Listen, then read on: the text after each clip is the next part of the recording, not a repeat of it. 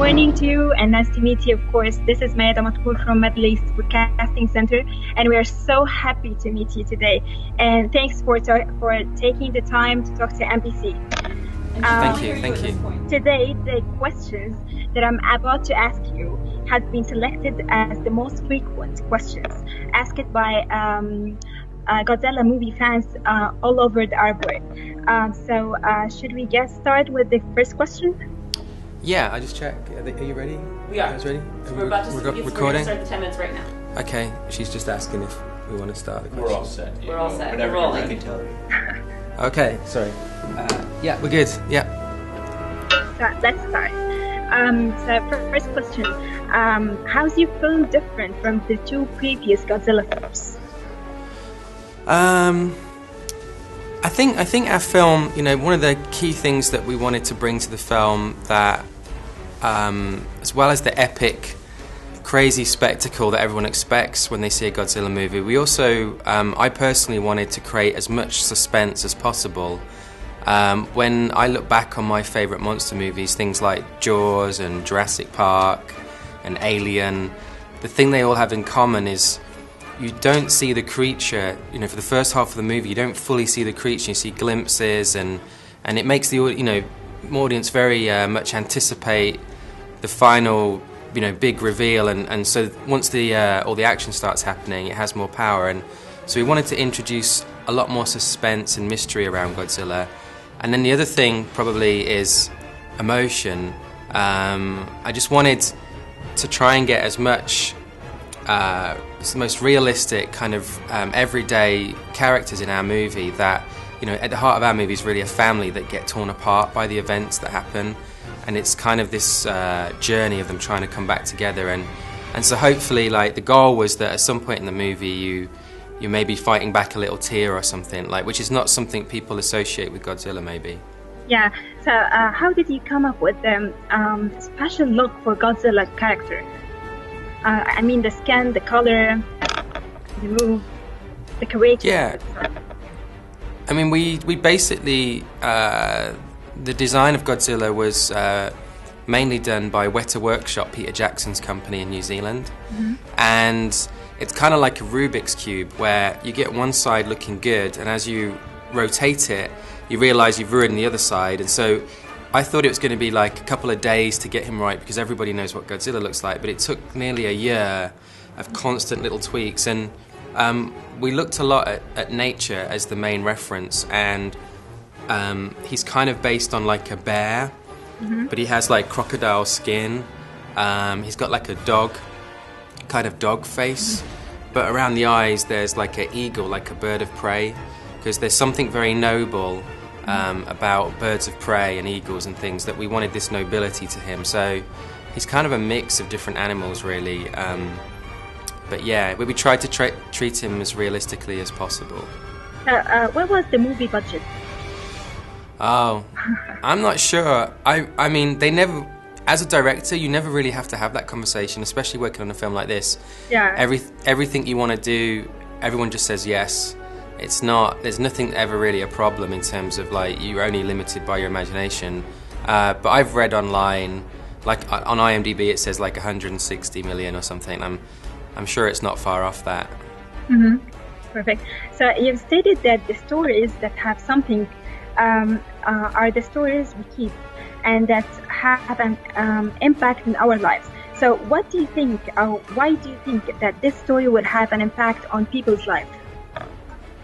I think, I was trying to find, you never sit down and say, I would like to make a film that has this life lesson or this moral to it, because no one likes a film that preaches.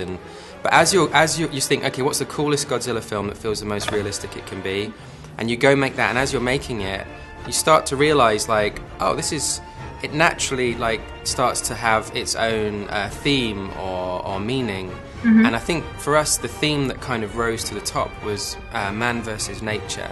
Yes. And nature is something that, if you try and control it and contain it, and it will always go wrong, and you'll suffer a heavy price for it. And so, the moral of our story is probably that you have to let nature take its course.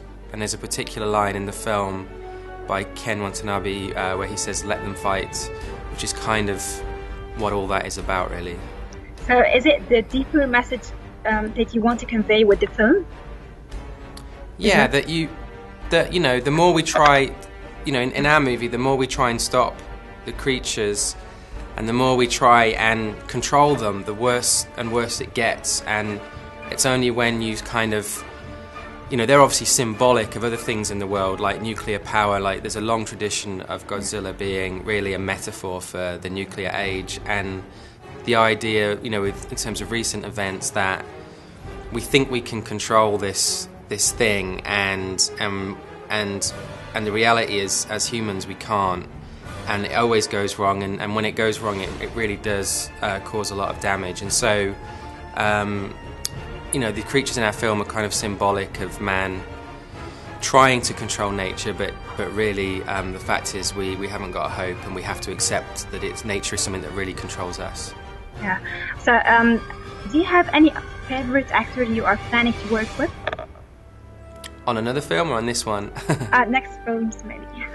I mean, I drew up a wish list on this one of like my favorite people that I could think of, and thankfully got to work with them all. So, yeah, I mean, there's plenty of great actors in the world, but I mean, I never thought ever that I'd get to work with Juliette Binoche, you know, and Bryan Cranston and people like that, and so to do that on the first sort of studio movie was kind of, I was very surprised. And when you tell them it's Godzilla, when you first give them the call and you say, you know, we're making a film, what is it, Godzilla?